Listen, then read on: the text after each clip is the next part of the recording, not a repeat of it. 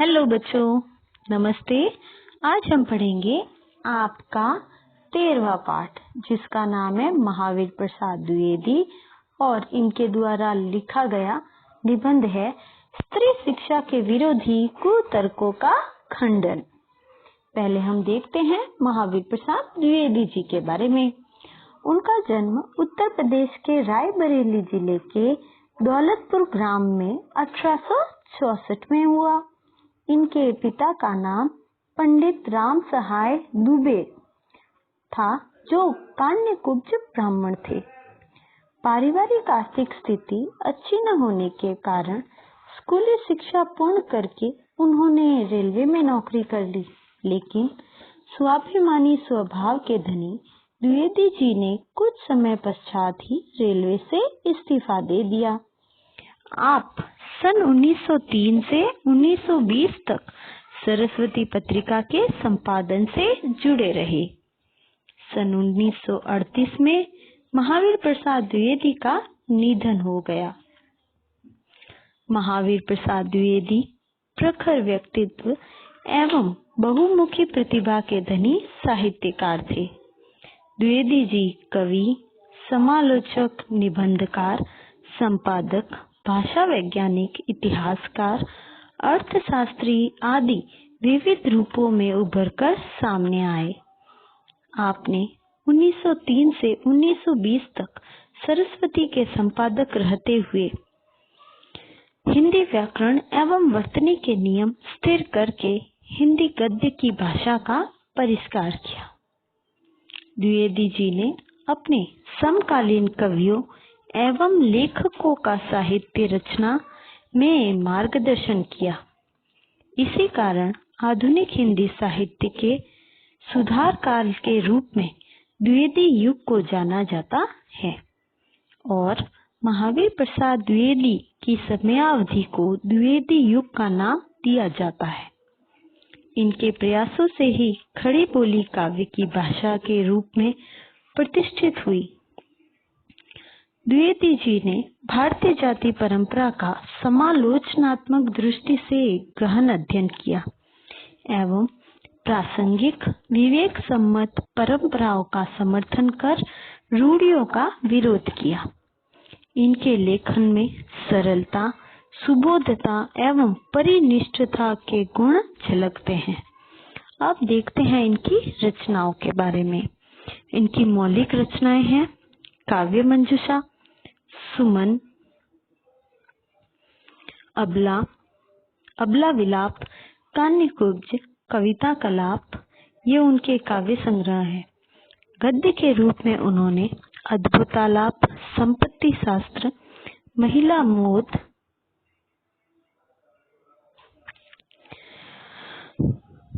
रसज्ञ रंजन, साहित्य शिखर ये रचनाएं की।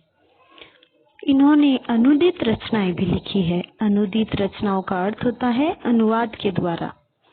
इन्होंने विनय विनोद, स्नेहमाला, ऋतु तरंगिनी ये पद्य के रूप में लिखी। भामिनी विलास, रघुवंश वेणी संहार, बेकन विचार रत्नावली और स्वाधीनता ये इनके गद्य संग्रह है। आज आप जो पाठ पढ़ने वाले हो, यह पाठ महिला मोद के शीर्षक के रूप में सरस्वती में लिखा गया था।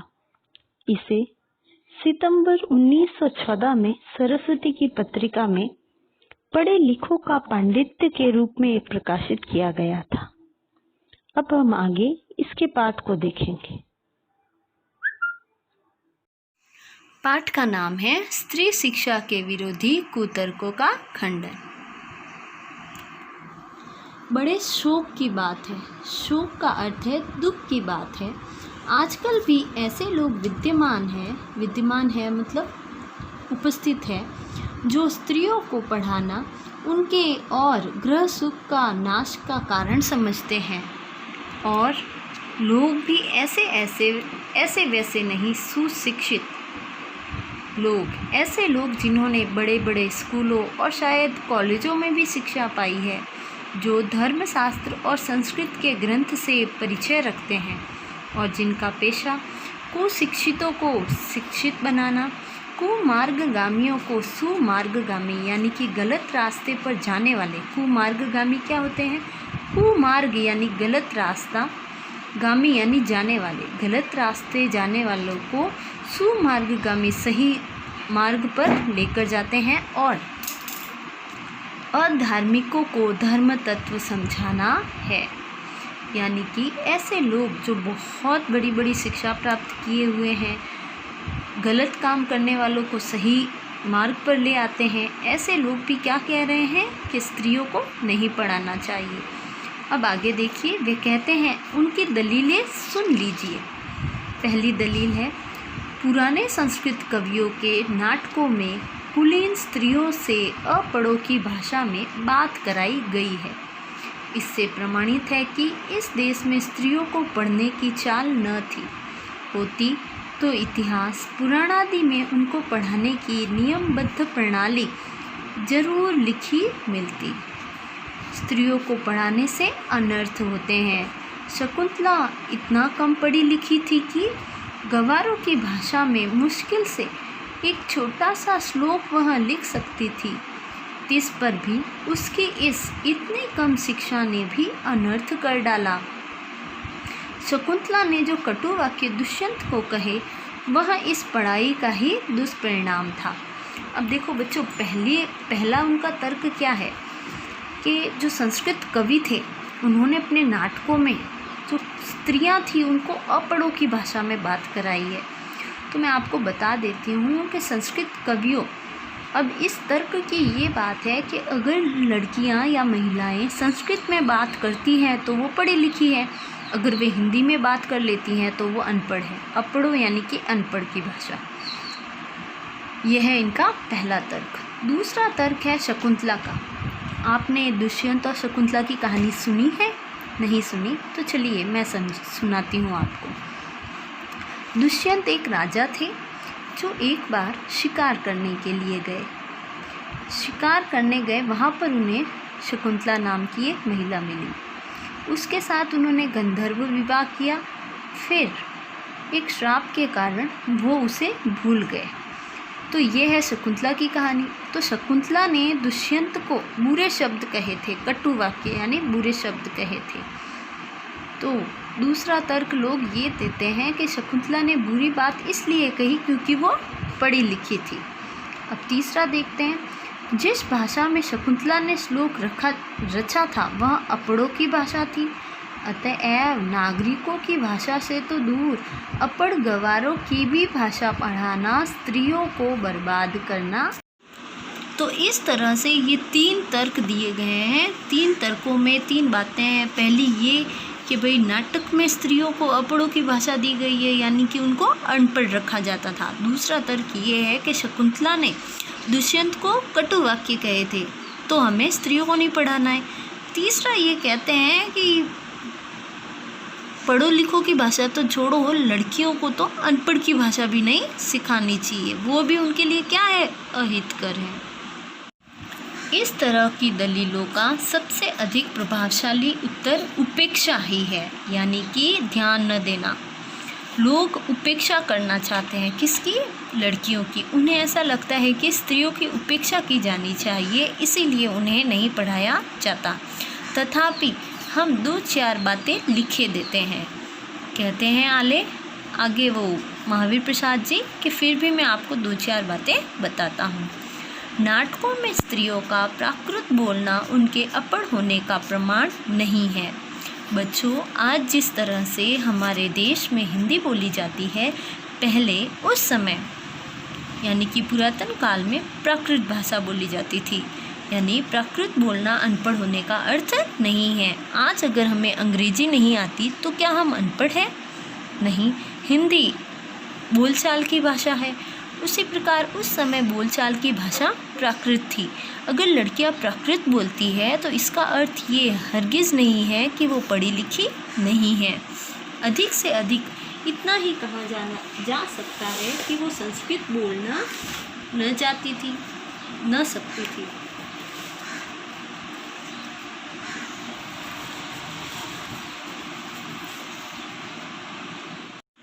संस्कृत न बोल सकना न अपढ़ होने का सबूत है न गंवार होने का।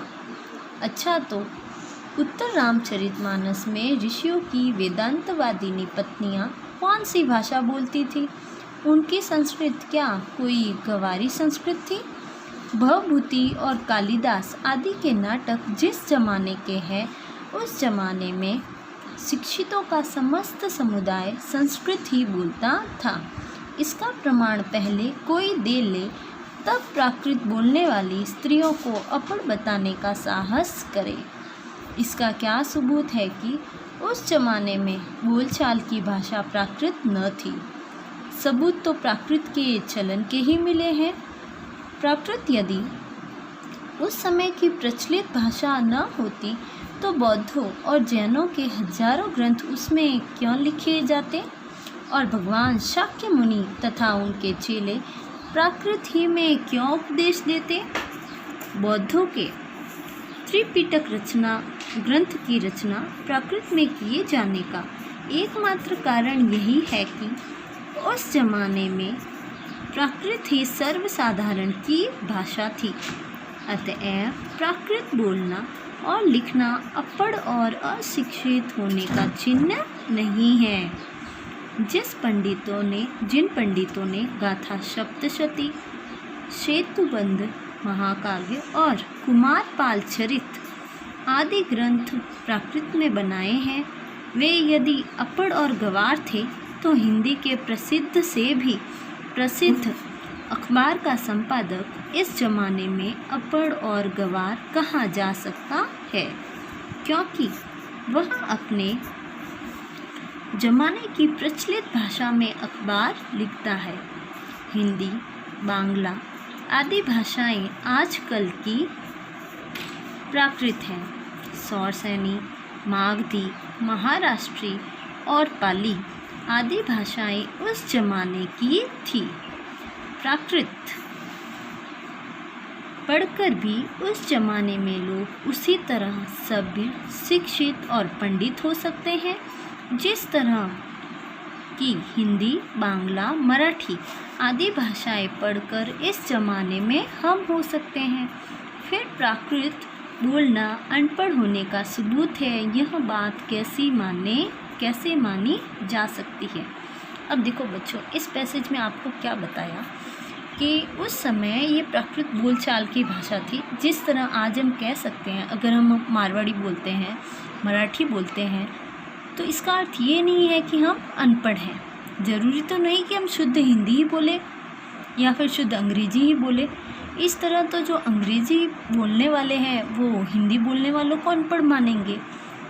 तो पहली ये जो दलील थी कि प्राकृत भाषा बोलने वाले अनपढ़ होते हैं, ये दलील पूरी तरह से गलत साबित होती है। अब आगे देखते हैं। जिस समय आचार्यों ने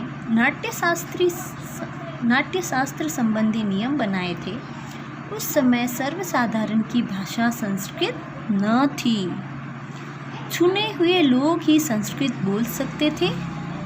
इसी से उन्होंने उनकी भाषा संस्कृत और दूसरे लोगों तथा स्त्रियों की भाषा प्राकृत रखने का नियम बना दिया या कर दिया। पुराने ज़माने में स्त्रियों के लिए कोई विश्वविद्यालय न था। फिर नियमबद्ध प्रणाली का उल्लेख यदि पुराणों में न मिले तो क्या आश्चर्य, यानी कि ज़रूरी नहीं कि पुराण ये बताए कि कौन से नियमानुसार पढ़ाई की जाती थी और उल्लेख उसका कहीं रहा हो पर नष्ट हो गया हो। पुराने ज़माने में विमान उड़ते थे, बताइए उनके बनाने की विद्या सिखाने वाला कोई शास्त्र? बड़े बड़े जहाज़ों को पार करके लोग द्वीपांतर को जाते थे, दिखाइए जहाज़ बनाने की नियमबद्ध प्रणाली के दर्शक ग्रंथ। पुराण आदि में विमानों और जहाज़ों द्वारा की गई यात्रों का हवाला देकर उनके अस्तित्व को तो हम बड़े गर्व से स्वीकार करते हैं, परंतु पुराने ग्रंथों में अनेक प्रगल्भ यानी कि होशियार विद्वान पंडिताओं के नामोल्लेख देखकर भी कुछ लोग भारत की तत्कालीन स्त्रियों को मूर्ख, अपढ़ और गंवार बताते हैं। इस तर्क शास्त्रज्ञता और इस न्यायशीलता की बलिहारी। वेदों को प्रायः सभी हिंदू ईश्वरकृत मानते हैं। ईश्वर तो वेद मंत्रों की रचना अथवा उसके दर्शन विश्ववरा आदि स्त्रियों से करावे और हम उन्हें ककहरा पढ़ाना भी पाप समझे। शीला और विद्या आदि कौन थी? वे स्त्री थी या नहीं? बड़े बड़े पुरुष कवियों से आदरित हुई थी या नहीं? आदरित यानी कि आदर दिया गया। षाडंगधर पद्धति में उनकी कविता के नमूने हैं या नहीं? बौद्ध ग्रंथ त्रिपिटक के अंतर्गत थोरी गाथा में जिन सैकड़ों स्त्रियों की पद्य रचना उद्भूत हुई है, क्या वे अपढ़ थी? जिस भारत में कुमारिकाओं को चित्र बनाने, नाचने, गाने, बजाने, फूल चुनने, हार गूंथने, पैर मलने तक की कला सिखाने की आज्ञा थी, उनको लिखने पढ़ने की आज्ञा न थी? कौन विज्ञ ऐसी बात मुख से निकालेगा? और कोई निकाले भी तो मानेगा कौन? अत्रि की पत्नी धर्म पर व्याख्यान देते समय घंटों पांडित्य प्रकट करे, गार्गी बड़े बड़े ब्रह्मवादियों को हरा दे, मंडन मिश्र की सहधर्मचारिणी शंकराचार्य के चक्के छुड़ा दे। गजब! इससे अधिक भयंकर बात और क्या हो सकेगी? यह सब पापी पढ़ने का ही अपराध है। न वे पढ़ती, न वे पूजनीय पुरुषों का मुकाबला करती। यह सारा दुराचार स्त्रियों को पढ़ाने ही का कुफल है। कुफल यानी कि बुरा फल है। समझे? यहाँ पर अतिशयोक्ति से कही गई ये बातें। स्त्रियों के लिए पढ़ना कालकूट और पुरुषों के लिए पीयूष का घुट। कालकूट यानी कि जहर और पीयूष का घुट यानी अमृत। ऐसे ही दलीलों और दृष्टांतों के आधार पर कुछ लोग स्त्रियों को अपढ़ रखकर भारतवर्ष का गौरव बढ़ाना चाहते हैं। अब देखते हैं आगे। महावीर जी ने ये जो पैसेज है ये अतिशय व्यंग्य के रूप में कहा है कि अत्रि की पत्नी और ये जो बड़ी बड़ी ब्रह्मवादिनियाँ थी, उन्होंने शास्त्रार्थ में पुरुषों को हराया था। अगर वे ना पढ़ती, ना हरा पाती, इसका अर्थ ये है कि पहले भी स्त्रियों को पढ़ाया जाता था, तभी तो वो शास्त्रार्थ कर पाती थी। अब आगे देखते हैं। मान लीजिए कि पुराने ज़माने में भारत की एक भी स्त्री पढ़ी लिखी न थी, न सही। उस समय स्त्रियों को पढ़ाने की ज़रूरत न समझी गई होगी, पर अब तो है, अतएव पढ़ाना चाहिए। हमने सैकड़ों पुराने नियमों, आदेशों और प्रणालियों को तोड़ दिया है या नहीं?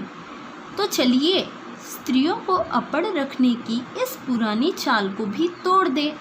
हमारी प्रार्थना तो यह है कि स्त्री शिक्षा के विपक्षियों को क्षण भर के लिए भी इस कल्पना को अपने मन में स्थान न देना चाहिए कि पुराने ज़माने में यहाँ की सारी स्त्रियाँ अपढ़ थी अथवा उन्हें पढ़ाने की आज्ञा न थी।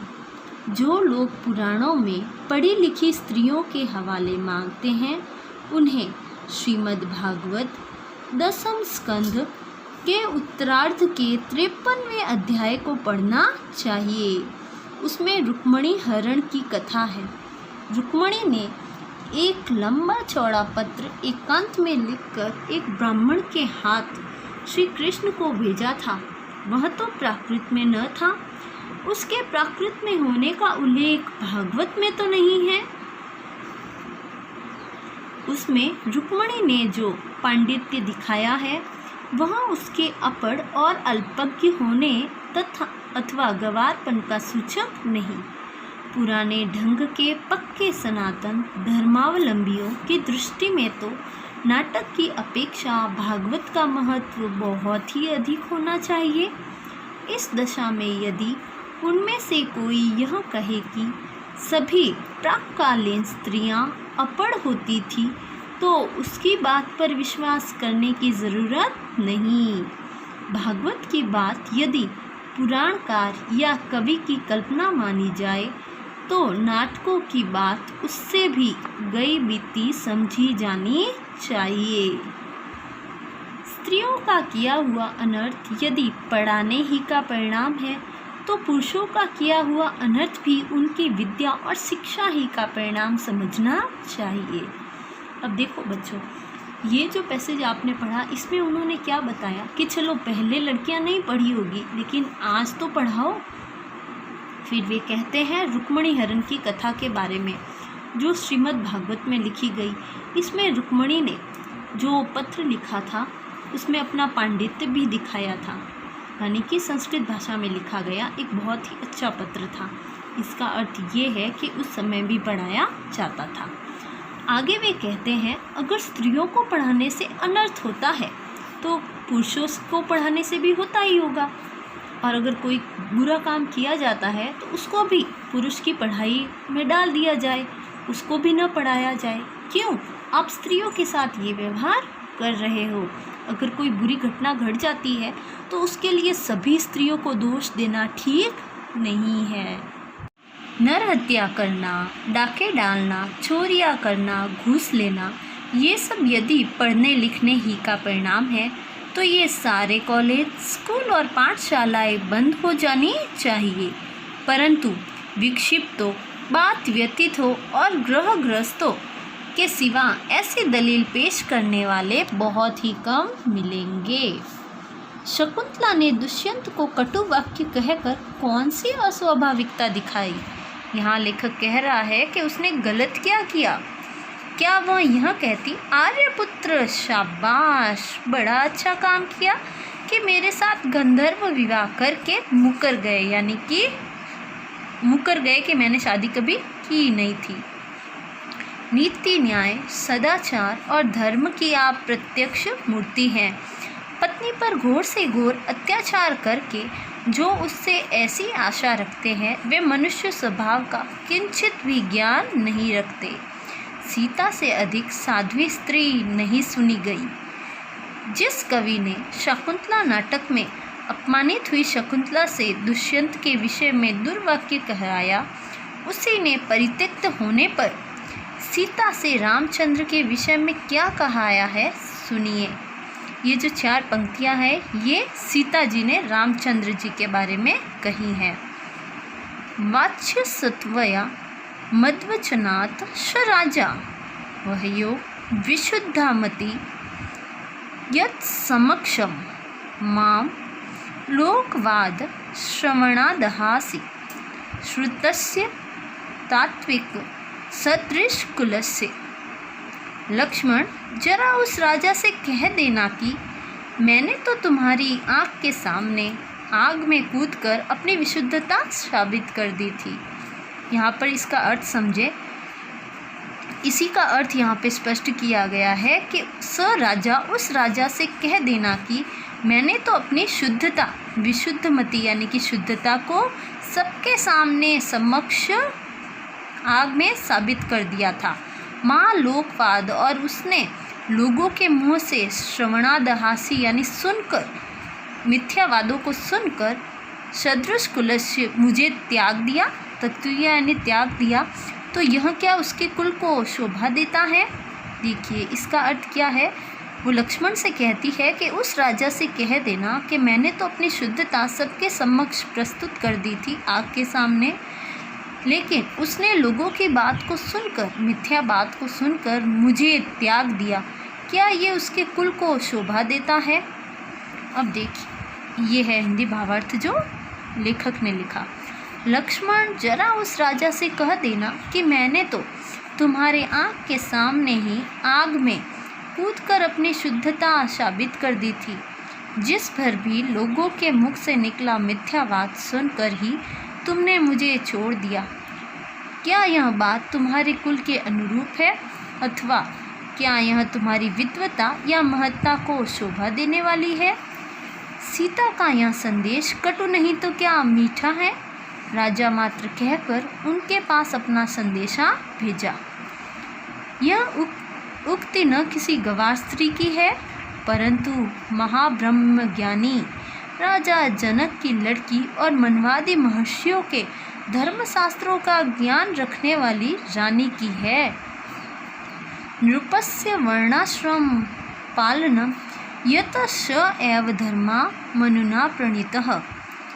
सीता की धर्मशास्त्रज्ञता का यह प्रमाण वही आगे चलकर कुछ ही दूर पर कवि ने दिया है।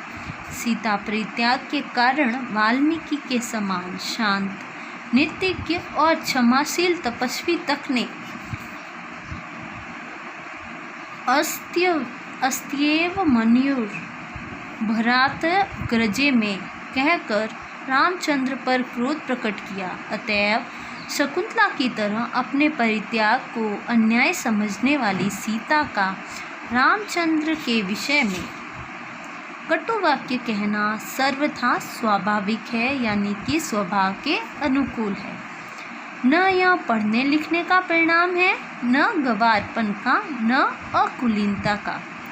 पढ़ने लिखने में स्वयं कोई बात ऐसी नहीं जिससे अनर्थ हो सके। अनर्थ का बीज इसमें हरगिज नहीं। अनर्थ पुरुषों से भी होते हैं, अपड़ों और पढ़े लिखे दोनों से होते हैं। अनर्थ दुराचार और पापाचार के कारण और भी होते हैं, और वे मनुष्य विशेष का चाल चलन देखकर जाने भी जा सकते हैं। अतएव स्त्रियों को अवश्य पढ़ाना चाहिए। इन वाक्यों में उन्होंने ये स्पष्ट किया कि शकुंतला ने अगर दुष्यंत को दुर्वाक्य कहे थे तो वो गलत नहीं कहे। ऐसी स्थिति में कोई भी स्त्री बुरे वाक्य ही कहेगी। अगर सीता जैसी स्त्री भी तो राजा राम को, अपने पति को, केवल उस राजा को कह देना संबोधित कर सकती है, वाल्मीकि जैसे ऋषि भी नाराज हो सकते हैं, तो शकुंतला का नाराज होना गलत नहीं था। जो लोग यह कहते हैं कि पुराने जमाने में यहाँ स्त्रियां न पढ़ती थी अथवा उन्हें पढ़ाने की मुमानियत थी, मुमानियत यानी कि मनाही थी, वे या तो इतिहास से अभिज्ञता नहीं रखते या जानबूझकर लोगों को धोखा देते हैं। समाज की दृष्टि में ऐसे लोग दंडनीय हैं, क्योंकि स्त्रियों को निरक्षर रखने का उपदेश देना समाज का अपकार और अपराध करना है, समाज की उन्नति में बाधा डालना है।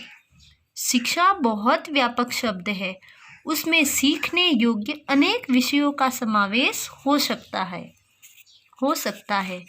पढ़ना लिखना भी उसी के अंतर्गत है। शिक्षा बहुत व्यापक शब्द है, उसमें सीखने योग्य अनेक विषयों का समावेश हो सकता है। पढ़ना लिखना भी उसी के अंतर्गत है। इस देश की वर्तमान शिक्षा प्रणाली अच्छी नहीं। इस कारण यदि कोई स्त्रियों को पढ़ाना अनर्थकारी समझे तो उसे उस प्रणाली का संशोधन करना या कराना चाहिए। खुद पढ़ने लिखने को दोष न देना चाहिए। लड़कों ही की शिक्षा प्रणाली कौन सी बड़ी अच्छी है? प्रणाली बुरी होने के कारण क्या किसी ने यह राय दी है कि सारे स्कूल और कॉलेज बंद कर दिए जाए? आप खुशी से लड़कियों और स्त्रियों की शिक्षा की प्रणाली का संशोधन कीजिए। संशोधन यानी कि बदलाव कीजिए। उन्हें क्या पढ़ाना चाहिए, कितना पढ़ाना चाहिए, किस तरह की शिक्षा देनी चाहिए और कहाँ पर देनी चाहिए, घर में या स्कूल में, इन सब बातों पर बहस कीजिए, विचार कीजिए, जी में आवेशों कीजिए, पर परमेश्वर के लिए यह न कहिए कि स्वयं पढ़ने लिखने में कोई दोष है। वह अनर्थकर है, वह अभिमान का उत्पादक है, वह गृह सुख का नाश करने वाला है। ऐसा कहना 16 आने मिथ्या है, यानी कि 100% गलत है। लेखक का कहना है कि शिक्षा दी जानी चाहिए, जैसे भी दो, लेकिन शिक्षा अवश्य दो। लड़कियों को न पढ़ाना गलत है, उन्हें पढ़ाइए, आगे बढ़ाइए।